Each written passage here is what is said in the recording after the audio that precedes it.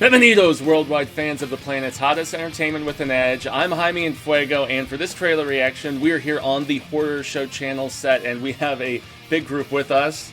I'm Cecil Laird. I'm Cecil Van Slaughter. Katie Layden. Yeah, we needed some female perspective on this, obviously, and anytime there is a superhero crossover that Cecil and I can both give thoughts on, I'm super down for his presence on this channel. So yeah, we're doing our typical Sunday filming, and lo and behold, the Wonder Woman 1984 trailer. This film comes out on June 5th, 2020, but it dropped today after a live stream that they did, so we're all curious. I really enjoyed the first Wonder Woman up until just the bad guy confrontation clichédness that we got at the end, but I was impressed with Gal's portrayal of the character, and it made a ton of money for DC Warner Brothers. So what were your guys' thoughts? I guess I'll start with Cecil, and we'll just roll through just quick impressions of the first film. I enjoyed the movie. Yes, the third act did become the typical big budget comic book stuff, but overall I thought it was a really fun movie and a really well done female-led action film, you know? Yeah, better than I anticipated too. Susie, did you see this film? I did not, but during the time when it came out, I was actually working with a lot of Israelis at the time, and they were actually super proud because she is Israeli. If you guys didn't know that, she fought in their army for a very too. long period of time. Yeah, she went to she is Israeli, so they were all very proud of that. You know, that she is the first successful Israeli actress, and as far as I know, in a big budget movie, as it is. So that's all I really know. So yeah, she fought in the Israeli army, which is kind of actual thing of being a citizen and stuff there. I vaguely remember that being mentioned, and that's obviously something to be very proud of. So. Yeah, and she was doing modeling at the time, but she had her tour of duty to go and do as is required, and she did it, and then segued back into acting. Did you see the film? Unfortunately, I did not. I wish I could say that I had, but I think I heard mention that she had done a few Vogue covers, which obviously is totally irrelevant. But this is, of course, a seminally important film for women in cinema. It's one of the first, I think, that really showcased a woman, and to see it reprised by someone who was not born in the United States is very cool, and I'm excited to watch the trailer. So nice. Marsha, you made an attempt to watch this, you had said, right? I or did. A few? I've tried to watch this maybe a couple times, 3 times, and I would kind of make it through the first act and kind of fall asleep from it. And I don't know what it is, and it could just be me, but I thought it was really well shot. I thought everybody was doing fantastic acting-wise. Maybe it just needed a little bit more action sooner than later. Probably. And I'm I was the same way with Civil War. No, not Civil War. Captain America. Oh, okay, Captain America. I finally finished Captain America after trying it was my 4th attempt. And the first one or one of the later ones? The first one. Okay. So I have a history of falling asleep to the old school war movies. Yeah, both being period I think it's piece more war so films. you kind of already know what to expect. It's the background movie. So you're sort of learning predictable. about the history of the character. I think it's more that, Yeah, and and there's a lot of talky, and I'm like, let's just get to it. So nothing against the film itself, because from what I did see, everybody did a fantastic job, and so hopefully one day I'll be able to finish it and enjoy it as much as everyone else has. Nice. Well, talk about getting to it. Let's get to this trailer reaction for Wonder Woman 1984. See what what DC has going for us in this hotly anticipated sequel. Sounds like there's a lot of action. Go, power. Pull it up here and rewind it, make sure the volume's up. All right. There's a lot going on in 1984. All right. Not just George Orwell. 3, I was gonna say. 2, I mean, 1, go. My life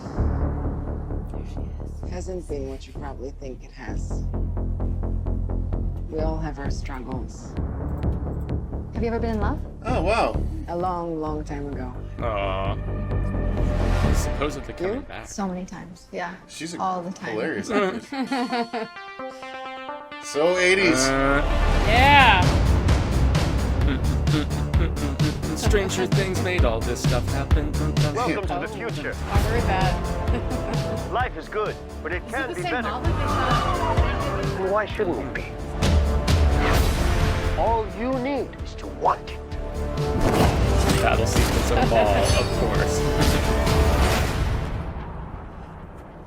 think about finally having everything you always wanted.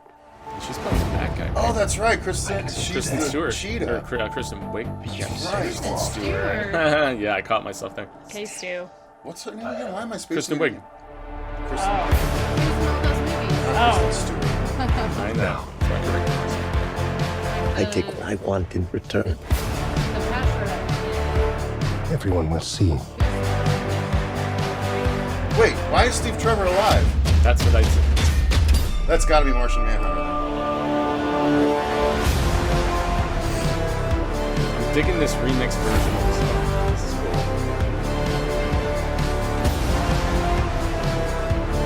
The world needs you. I need you. You know what you need to do. I'm digging this song. Nothing good is born from lies. And greatness is not what you think. Well, CGI, of course, is tremendously impressive. Whoa. Nice. Dude, they even have that armor in there? That's dope. I want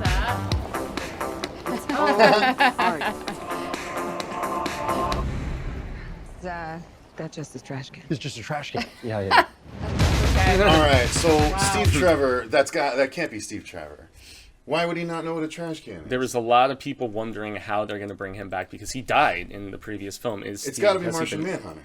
Well, you would know more about this DC lore than me, So I'll let you start off. The theory that I share with a few other people, including Kevin Smith, espouses this theory as well, is that Steve Trevor is actually the introduction of Martian Manhunter into the universe. So because he is a shape-changing Martian that can assume the form of anyone, and he reads minds. So he would be able to read Wonder Woman's mind and assume the shape of Steve Trevor to be able to get closer to her and get into Earth without, assuming the entire Martian form that he normally has. So that's the idea, is that's how Steve Trevor comes back, at least amongst a few of us. Otherwise, technically he was on the ship. We saw the ship explode, but he might have gotten out in his escape pod or something. Someone might have time slipped in and gotten him out of there. Yeah, the fact that he hasn't aged or anything. There's a lot of different things that could happen in the DC universe that would account for his return. This is but like the fact that 70 he doesn't years know later. what a trash can is leads me to believe more Martian. Right. You Okay, know, and I was wondering that because that was such an odd thing to hear a character say. Right. I mean, because he is a member of the Justice League, the main core 7 Justice League. So this would be a great way to bring him in now, where in the future they can actually have him around nowadays because he showed up in 1984. So do we know who Sinister Businessman looking dude is? Or who? I don't know offhand, but I know that she is supposed to play the cheetah. No, a woman that actually transforms. In the current comics, she's a female human cheetah, like Island of Dr. Moreau cheetah kind of thing. So that might actually happen to her, and that character she's a really, really vicious, cold-blooded murderer.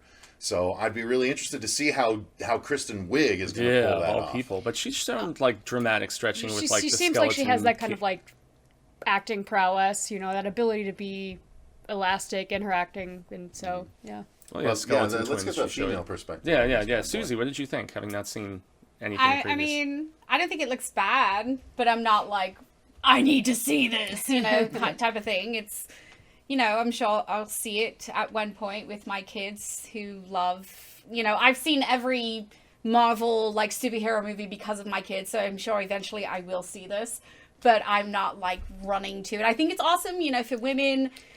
It's great, power and all that fun stuff, so, Girl power, but, it's, to me, I don't know, I think the, again, the superhero kind of thing, the luster has gone for me, so. Catherine?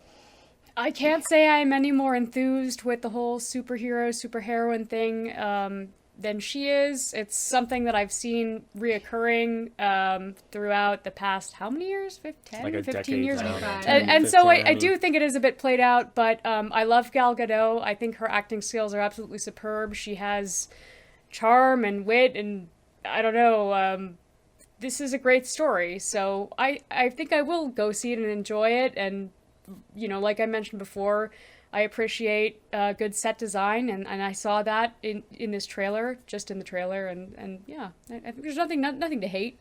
Cool. I might be bored at a certain point or two, but that's fine. Yeah, it's superhero stuff isn't for everybody. So I mean, you don't have to pander to it. Marsha. It looks like it's really well done, and maybe I'll watch it if it comes available in my universe. But I don't know. Like, it just seems like, okay, I'm gonna throw it out here. It's just like DC movies are super heavy. And this feels like another heavy installment, even with the lightheartedness, whether you get the Stranger Things vibe with the mall and all of that. So we'll see how it goes. I think it looks beautifully done. It looks intense. It looks like, we got some star actors and actresses in this, and a lot of production and money went behind it. So it's going to be fantastic. Is it going to be a movie for me? I don't know. I still haven't finished the first one, so that is telling. Yeah, but at the same time, this looks like it's well done. So would I watch this over something else? Probably. So nice. Is Pete into the superhero stuff, or not so much? I mean, we're Marvel fans. Mm-hmm. So this being DC, yeah, little different. We're really in love with the quick humor and it's action and just kind of levity of it. So. Well, and lots of people have said that DC has slowly taken on some of the Marvelisms with their films. I mean, aside from Joker, their stuff has become more lighthearted as time has gone on. But yeah, I was impressed with this. This is fun. I really enjoyed the first film, and I'm curious how they're going to explain the Chris Pine thing. Cecil's theory there's something else seems very, very plausible to me. There's something else they're leaning into here with the Wonder Woman lore. So technically in the comics, and that's right here, technically in the comics, they've revealed that she's the daughter of Zeus. So she's literally lassoing lightning bolts here, which shows very much the extent of her power and relationship to the gods. Look, oh wow, she's lassoing that one, she lassos that lightning bolt. That's pretty dope. Makes sense now that you mention it. She's the daughter of Zeus in the comic book lore. So we might find that out in this, at some point in the movie. So that's why she's able to do that. But that's pretty freaking cool. Now, honestly. so the golden costume, that's something previously in the comics? It's a particular battle armor from Themyscira. Okay. So her island, one of their, it's a royal battle armor. So only the royal family get that. That's why you probably didn't see it in the first one.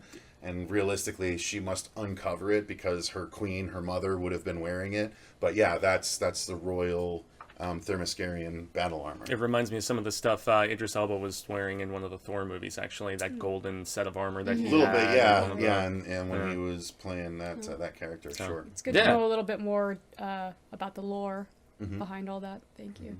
Yeah, well, I'm excited. I mean, this coming out June 5th, it's a prime summer release, and something that with as financially successful as the previous one was, they are banking this is going to be a blockbuster once again. Which, I mean, this trailer is giving no indication that will not be the case. So yeah, I'm down, and I can extend the grande gracias for my horror show homies here standing in on this with me. I always appreciate y'all's presence. I've been Jaime En Fuego, and you can find me on all social media sectors: Twitter, Instagram, Facebook, YouTube. Lots of Star Wars coverage here in the weeks leading up to the Rise of Skywalker, which is less than 2 weeks away now, so I'm very excited. Lots of Star Wars coverage in the meantime, from the prequels to a couple novels and some comic book stuff. But us being here at the Horror Show Studios, we have to make mention of the bigger and more prominent project than my little Enfuegotainment here, and Cecil, the founder of the Feast over there, is going to give you the deets, y'all.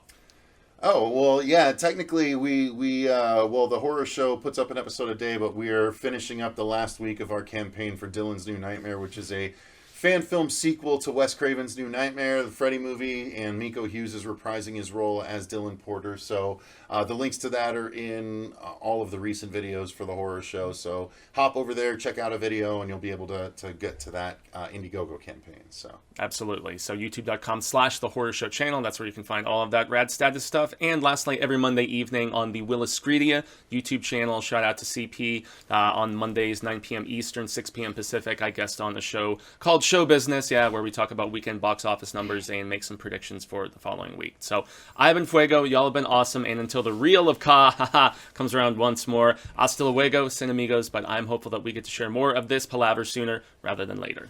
Peace. Bye.